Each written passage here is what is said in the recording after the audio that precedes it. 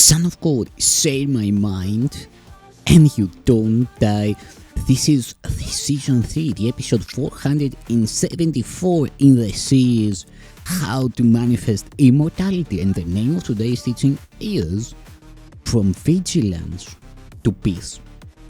Although you can love the sonship only as one, you can perceive it as fragmented. It is impossible, however, to see something in part of it that you will not attribute to all of it. That is why attack is never discrete, and why it must be relinquished entirely.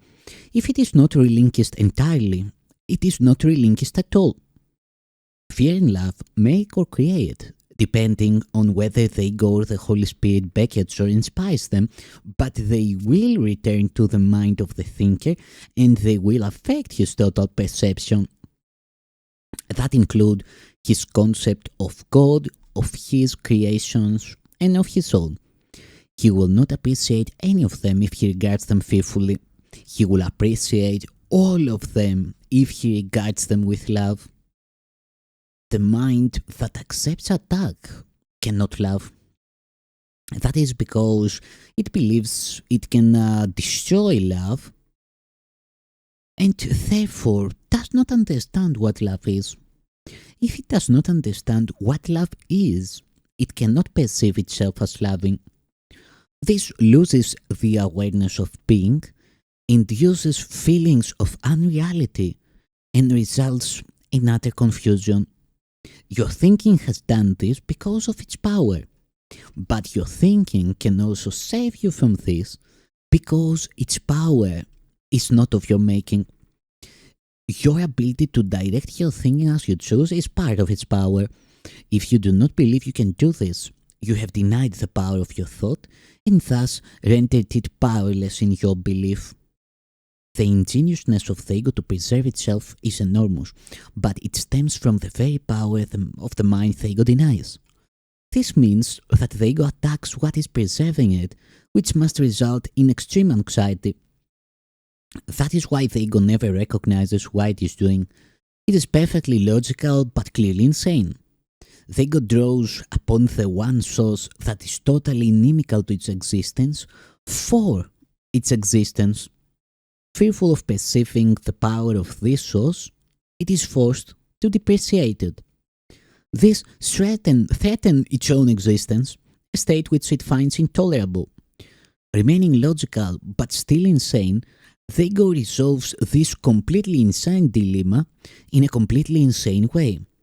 It does not perceive its existence as threatened by projecting the threat onto you and perceiving your being as non-existent. This ensures its continuance if you side with it by guaranteeing that you will not know your own safety. The ego cannot afford to know anything. Knowledge is total, and the ego does not believe in totality.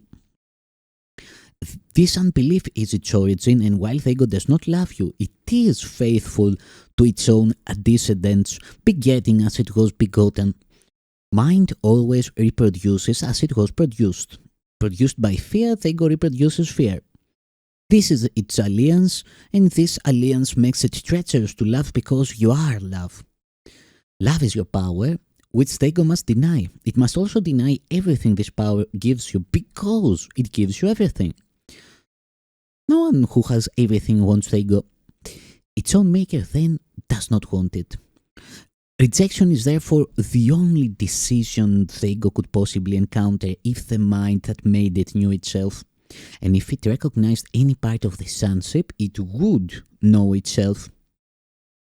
The ego therefore opposes all appreciation, all recognition, all sane perception, and all knowledge. It perceives the threat as total because it senses that all commitments the mind makes are total. Forced therefore to detach itself from you, it is willing to attach to anything else. It is willing to attach itself to anything else, but there is nothing else.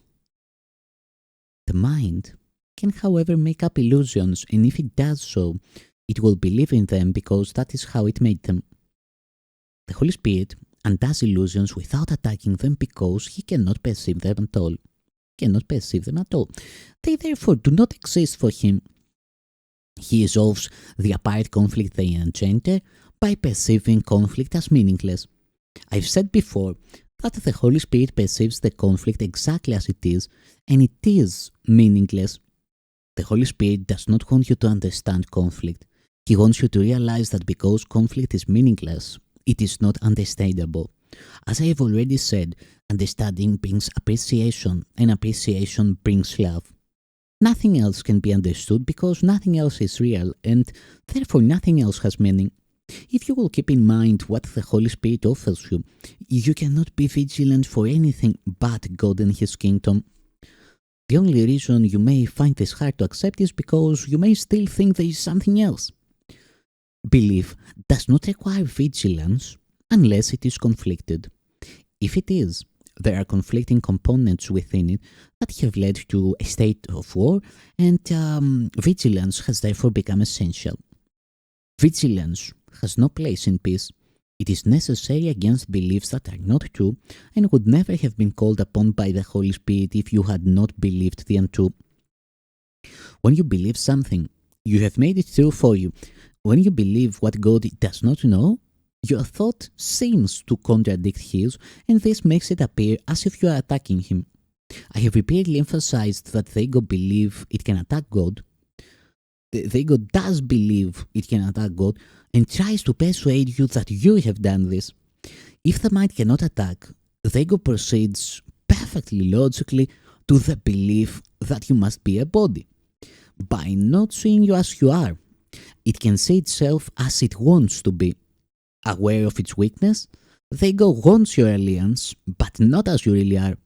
The ego therefore wants to engage your mind in its own delusional system, because otherwise the light of your understanding would dispel it. It wants no part of truth, because the ego itself is not true. If truth is total, the untrue cannot exist. Commitment to either must be total. They cannot coexist in your mind without splitting it. If they cannot coexist in peace, and if you want peace, you must give up the idea of conflict entirely and for all time. While you believe that two totally contradictory thought systems say truth, your need for vigilance is apparent. Your mind is dividing its alliance between two kingdoms, and you are totally committed to neither. Your identification with the kingdom is totally beyond question, except by you when you are thinking insanely. What you are is not established by your perception and is not influenced by it at all. Perceived problems in identification at any level are not problems of fact, they are problems of understanding, since their presence implies a belief that what you are is up to you to decide. The ego believes this totally, being fully committed to it. It is not true. The ego therefore is totally committed to untruth, perceiving in total contradiction to the Holy Spirit and to the knowledge of God. You can be perceived with meaning only by the Holy Spirit because your being is the knowledge of God. Any belief you accept apart from this will obscure God's voice in you and will therefore obscure God to you. Unless you perceive His creation truly, you cannot know the Creator, since God and His creation are not separate. The oneness of the Creator and the creation is your wholeness, your sanity, and your limitless power. This limitless power is God's gift to you because it is what you are. If you dissociate your mind from it, you are perceiving the most powerful force in the universe as if it were weak because you do not believe you are part of it. Perceived without your part of it, or perceived without your part in it, God's creation is seen as weak, and those who see themselves as weak and do attack. The attack must be blind, however, because there is nothing to attack. Therefore, they make up images, perceive them as unworthy, and attack them for their unworthiness. That is all the goal of the ego is. Nothing. It has no meaning. It does not exist. Do not try to understand it, because if you do, you are believing that it can be understood and is therefore capable of being appreciated and loved. That would justify its existence, which cannot be justified. You cannot make the meaningless meaningful. This can only be an insane attempt. Allowing insanity to enter your mind means that you have judged that you have not judged sanity as wholly desirable. If you want something else, you will make something else, but because it is something else, it will attack your thought system and divide your alliance. You cannot create in this divided state, and you must be vigilant against this divided state, because only peace can be extended. Your divided mind is blocking the extension of the kingdom, and its extension is your joy. If you do not extend the kingdom, you are not thinking with your Creator and creating as He created. In this depressing state, the Holy Spirit reminds you gently that you are sad because you are not fulfilling your function as co-creator with God and are therefore depriving yourself of joy. This is not God's choice, but yours.